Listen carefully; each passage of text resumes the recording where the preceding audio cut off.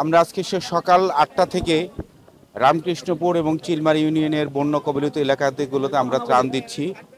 আমরা বিএনপির ভারপ্রাপ্ত চেয়ারম্যান জনাব তারেক রহমানের নির্দেশে আমরা ত্রাণ কার্যক্রমগুলো আমরা পরিচালনা করছি এবং এখানে আমাদের সাথে দৌলতপুর উপজেলা বিএনপির প্রতিষ্ঠাতা সভাপতি সহ স্থানীয় গণ্যমান্য ব্যক্তিরা আছেন। আমার সাথে উপস্থিত আছেন ছাত্রদল কেন্দ্রীয় কমিটির যুগ্ম সাধারণ সম্পাদক এই চিলমারি ইউনিয়নের কৃতি সন্তান দেওয়ান সাইদুল ইসলাম পলাশ, উপস্থিত আছেন কুষ্টিয়া জেলা ছাত্রদলের বিপ্লবী সদস্য সচিব খন্দকার তসলিম উদ্দিন নিশাত সহ ছাত্রদল, যুবদল, কৃষক দলের আহ্বায়ক আরিফুল ইসলাম নান্নু সহ বিভিন্ন অঙ্গ সংগঠনের নেতৃবৃন্দ মানুষ উপস্থিত আছেন।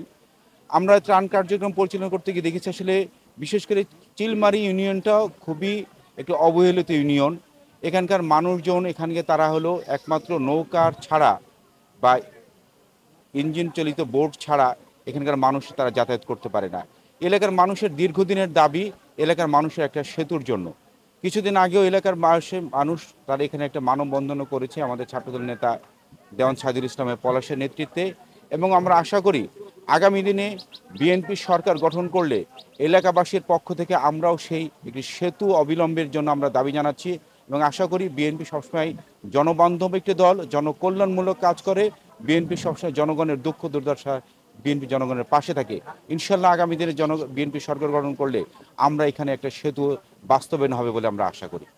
এবং এখানে আপনারা জানেন শুধু এটা না, দৌলতপুর উপজেলা বাংলাদেশের একটি অন্যতম বৃহৎ একটি উপজেলা।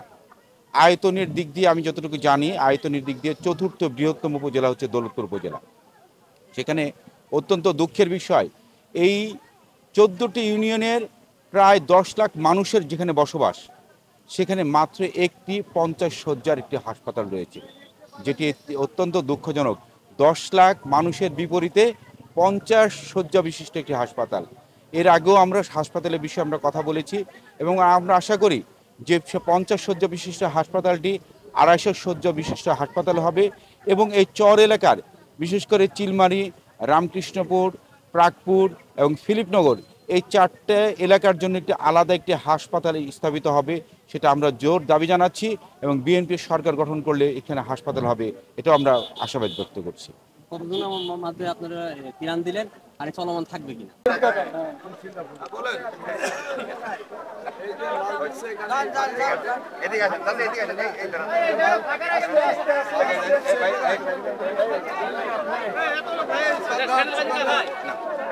এদিক তাকান, এদিক তাকান, এদিকে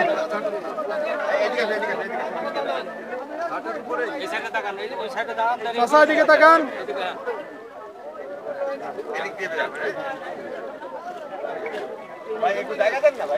চাচা দিকে ঘুরেন, এদিক ঘুরেন।